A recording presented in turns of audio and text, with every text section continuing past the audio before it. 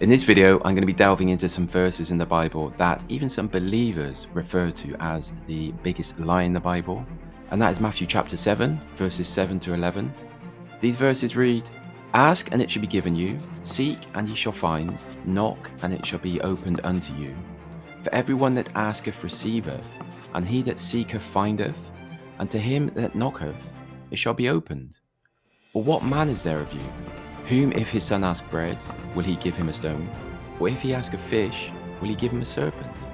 If ye then, being evil, know how to give good gifts unto your children, how much more shall your Father, which is in heaven, give good things to them that ask him?" So why is Matthew chapter 7, verses 7 through 11 a lie? Well, first of all, I want to make it clear that I don't think these verses are a lie. In fact, I don't think there are any outright lies in the Bible, of course.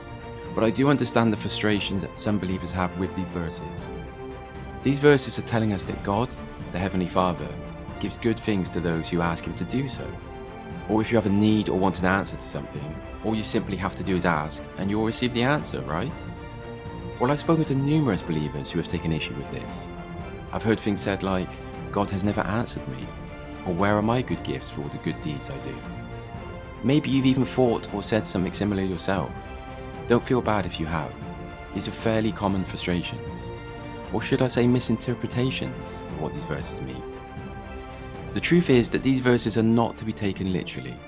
God isn't some genie in a bottle. He's not on hand to grant every request we ask of Him.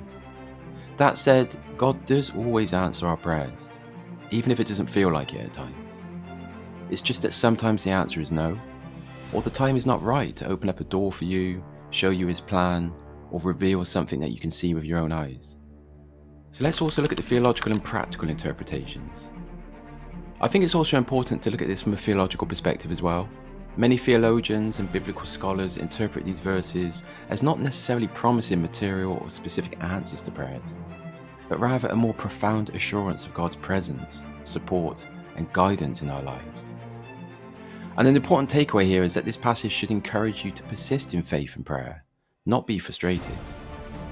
Let the words fill you with the assurance that God does listen and respond, though not always in the way we expect or desire. And finally, let's look at balancing faith with realism. The overarching lesson here is that as believers, we need to balance our faith with a realistic understanding of prayer and divine response.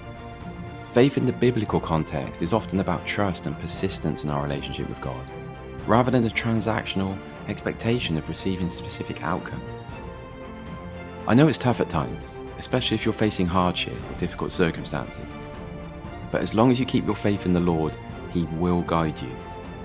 Talking about doubt, if you found this video helpful, I know you'll like my tips on how I handle doubt as a Christian, and you should see that on screen for you to click right now.